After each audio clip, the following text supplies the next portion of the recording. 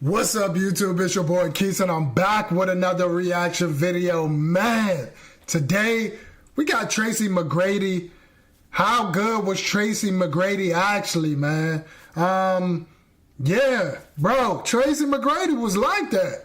I feel like a lot of people don't talk about TMAC, but I used to get active. I'm telling you, with Yao Ming, him, used to be crazy with the Houston Rockets, bro. I was getting active. But yeah, let me know what y'all think about Tracy McGrady. We better get into this video, man. Should I get a green screen? Would y'all like the green screen better so it can show more of the video, or should I keep it original, man? Y'all let me know in the comments. Don't forget to like, comment, subscribe, turn on them post notifications, and sub up so you can see these banger videos, man. Let's get into it. Tracy McGrady is a two-time NBA scoring champion, a 7-time All-Star, and a Hall of Famer who never won a playoff series. Here's the retrospective of TMAC's glorious and peculiar career, one filled with what-ifs. We'll answer how good was McGrady actually, why he never won in the postseason, and why Kobe called him the toughest opponent he ever faced. How did he ever win in the playoffs? Like, he didn't win one series? Yikes, that's crazy, bro. Like, you couldn't beat nobody in the postseason. Sheesh. Early life and a road to the NBA. Tracy McGrady was born in Florida in 1979, but unlike some of his NBA colleagues, he didn't have a rags to riches story, and he had a fairly normal childhood. His first sports love was baseball, and Tracy was a talented pitcher. However, after a big growth spurt and seeing Penny Hardaway play for his home team Orlando Magic in 1993, Tracy started focusing more on basketball. McGrady exploded as a high school junior, averaging spectacular all-around numbers of 23 points, 12 rebounds, 4 assists, and 5 blocks per game. But despite his stellar play, McGrady struggled. He was a hothead teenager with a great game and an even greater ego. So he skipped school, had bad grades, and he often fought with his head coach, which ultimately... That's like the story of every public school. Like, most public school is guys. There were some guys that went to my school that probably should have went D1, but they could not stay out of trouble, bro. They would just came to school to do stupid stuff, but they could hoop their tail off. Comment down below. I know y'all know somebody like that. Like, I had multiple dudes that was nice in high school that just didn't do anything with their life. Start smoking all the time. Fake trying to trap and do all this other stuff, bro. Led to being cut from the basketball team and turned the college scouts away. But because one of McGrady's AAU coaches was also an Adidas agent for finding young talent, he arranged for Tracy to get invited to the prestigious Adidas ABCD summer camp. McGrady came to the 1996 camp as a complete nobody, and from the 175 players there, he was ranked 175th. Lamar Odom was ranked number 1, and Tracy demanded to guard Odom to show everybody what he could do against the so-called best player in camp. What was the result? A completely annihilated Odom, who was on the receiving end of some ferocious tomahawk dunks from TMAC. After that, McGrady got offered to transfer to Mount Zion Christian Academy, where he led his new team to the state finals, and was named the High School Player of the Year by USA Today and Associated Press. Y'all know I gotta talk about the state finals, and was named... That was the style. My man got a line in the middle of that joint. Y'all know I gotta get on the cut, bro. If you got a crazy cut, I gotta talk about it. That Tracy McGrady, that cut was bogus, bro. You got that line in the middle. I don't know who you think you are. That joint looked like you could peel.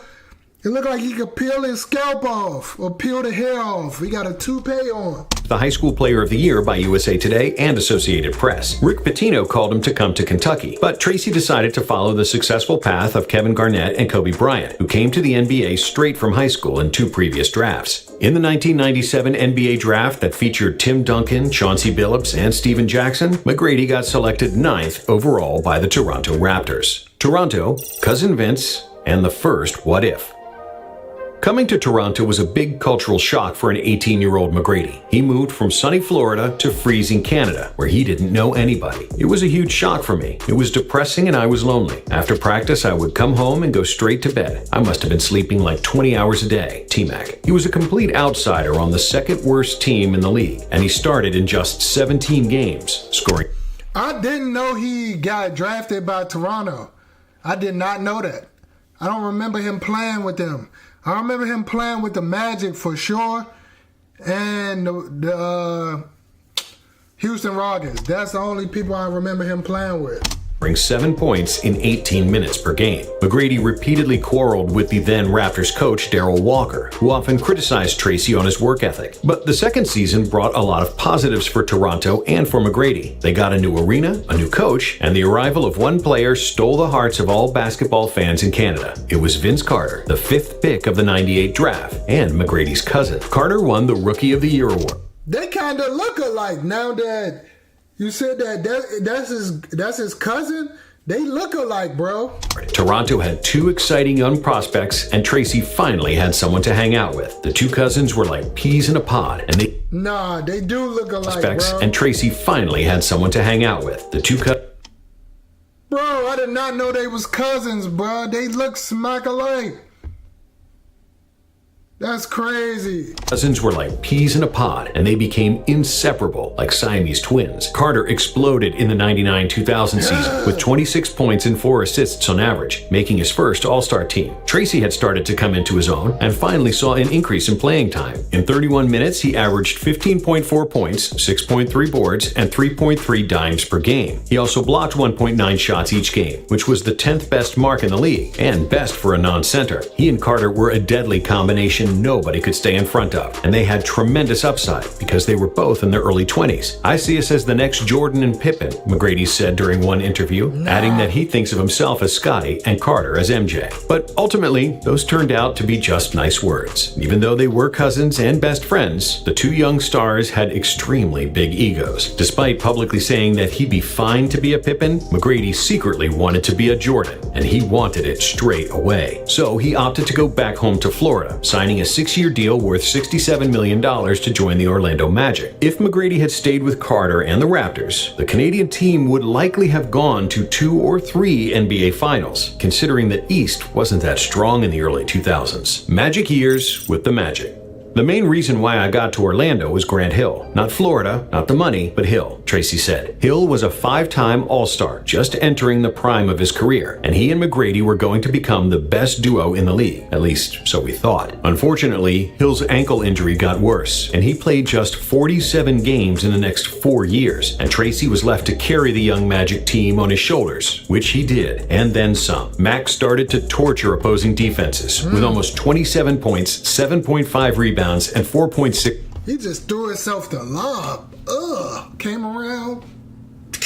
Oh my God. Assists per game. He got an All-Star nod, a place in the All-NBA second team, and the Most Improved Player award. However, the Magic had a bunch of rookies next to McGrady, and they lost in the first round of the playoffs. Next season, it was much the same. McGrady was an All-Star, and he made the first All-NBA team this time, but the Magic once again lost in the first round of the playoffs. Then, in the 2002-2003 season, we see the best of Tracy McGrady's career, as he became one of the most unstoppable offensive forces in the history of the game. He carried the entire Magic team on his shoulders, averaging 32.1 points per game, along with 6.5 rebounds and 5.5 assists. TMAC was one of the top 5 players in three-pointers made that year, and was equally deadly from mid-range or driving to the basket. Just choose and pick your poison. I don't have any particular unstoppable move. I do everything well. It is up to the opponent to choose how I will score, McGrady said. Then came the first round of the playoffs, where Orlando barely made it as the 8th seed. The first seeded Detroit was a tough opponent, but after 4 games, the Magic led 3-1. After the third win, the young and arrogant McGrady said, "It feels good to finally get to the second round of the playoffs." The Pistons must have heard what McGrady had said about finally advancing, and they did their best to make his life miserable. First, they destroyed Magic by 30 points in Game 5, and then they won the next 2 games, making T-Mac eat his words. For the 2004 season, McGrady had continued to dominate. He was scoring. Bro, they had them up 3-1 and they came back and sparked them. I ain't gonna lie. That Pistons team was crazy, bro. Piston team was crazy. They had Rip Hamilton, they had Chauncey Billups, they had Ben Wallace, Rasheed Wallace. They was nasty, bro. In bunches, and he had his career high against the Wizards when he poured 62 points. With 28 points on average, he was once again a scoring champion, an all-star, and made the second All-NBA team. But it was all in vain, because Orlando was a disaster, and they finished the season with the worst record in the NBA. Completely pissed off, Tracy demanded to be traded. The Magic obliged, and he got sent to Houston in a 7-player deal. The next year, the Magic drafted Dwight Howard with the first pick, who became the best center in the NBA within 3 seasons, and Grant Hill got healthy and was an all-star. It's another what if, but if TMAC had stayed, he could have gone to the finals with Orlando as well. Houston, we have a problem. Houston had a solid team in 2005, with solid veterans around the 25. This was a mob. I used to get active. Meta World Peace, Ron Artest. You had Shane Battier, Yao, Tracy McGrady. What's his name? Scola? Number 4, Scola. And I can't remember the guard name. Y'all comment down below. What is this guard name, number 12? I cannot remember his name, bro.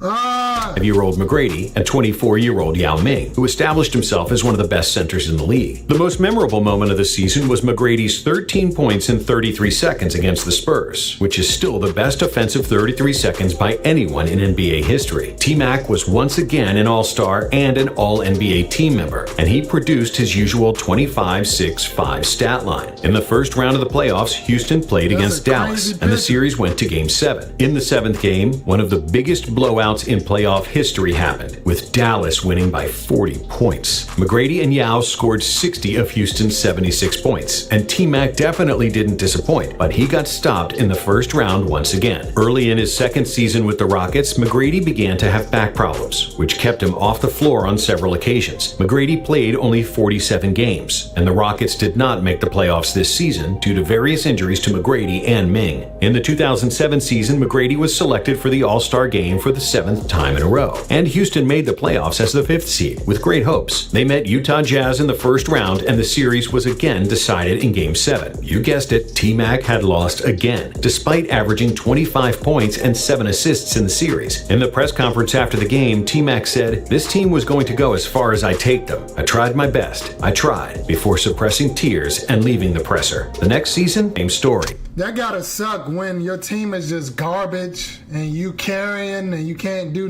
nothing.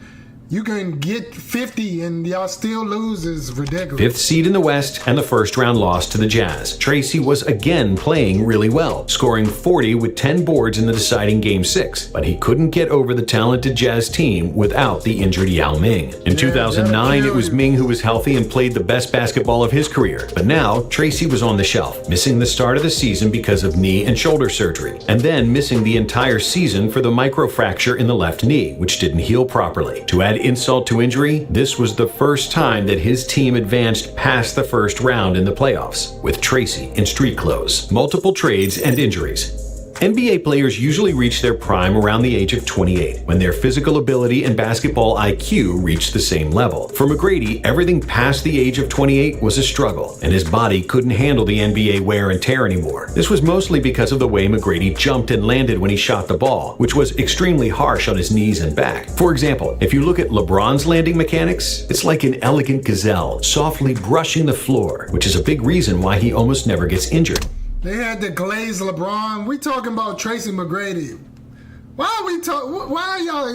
They just had to glaze, bro. Like, they always got to bring up LeBron James, bro. We don't care. Players like McGrady and Derrick Rose landed like a couple of rhinos, and over time, their knees just couldn't handle the stress anymore. Past the age of 29, his knees were shot dead, and he was a shell of a player he used to be just a few seasons before. The Rockets decided to trade T-Mac at the beginning of 2009. He landed with the Knicks, where he played just 24 games and averaged 9 points per game. After that, he signed for Detroit, where he averaged just 8 points, and then Atlanta, where he averaged 5. He played a season in China in 2013, 2013, and just when it seemed like it was all over, Tracy received a call from San Antonio Spurs and Coach Pop, who still remembered those 13 points in 33 seconds. Tracy joined the Spurs for the playoffs, and he played garbage time minutes. Still, it was the best chance he ever had to win a championship, but Ray Allen's three-pointer in Game 6 denied him the title. After the Spurs lost to Miami in Game 7, McGrady retired from basketball at the... I don't even remember him being on our team, but now that I'm thinking about it, he was on the Spurs. Age of 34. Legacy.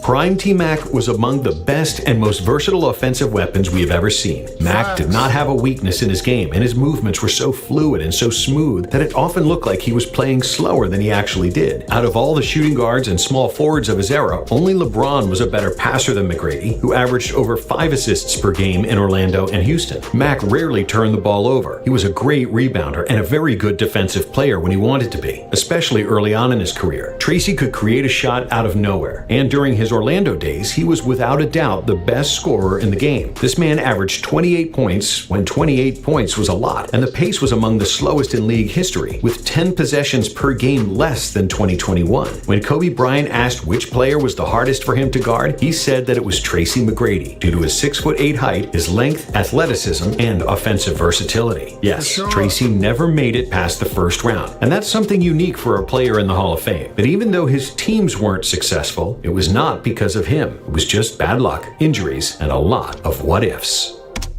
That's how it usually goes, man. The injuries are killer player. I was wondering why he disappeared, but I was young when he was playing, so I didn't know much about him. I just knew he was a dog, but I didn't know he was going through so many injuries. But yeah, man, shout out Tracy McGrady. Let me know what y'all think about this video. Give me some stories of what y'all remember from TMAC. Like, comment, subscribe, sub up. I get out the cast on Monday, so y'all won't see it no more. Probably a brace. But yeah, man. Yeah, we gotta tap in. Let me know what videos y'all want me to react to, and I got y'all next. Just let me know in the comments, and I'm gonna get to it. I'm about to get out of here, y'all. Y'all be smooth, man. Peace.